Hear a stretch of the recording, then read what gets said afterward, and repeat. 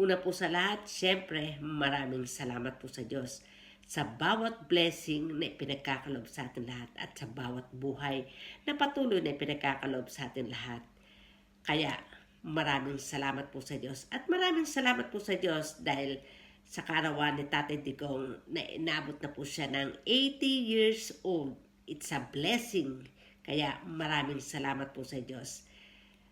Hindi po ako makakapunta ng Netherlands at sa The Hague.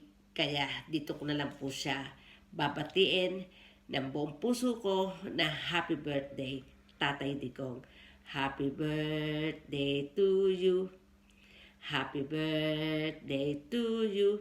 Happy birthday, Tatay Digong. And I wish you all the best. Nawa lahat ng aming mga panalangin na nagmamahal sa iyo, Tatay Digong. Sabi nga, bring him back home. Nawa, ipahintulot na ng Diyos na makauwi ka na ng Pilipinas sa sarili nating bansa.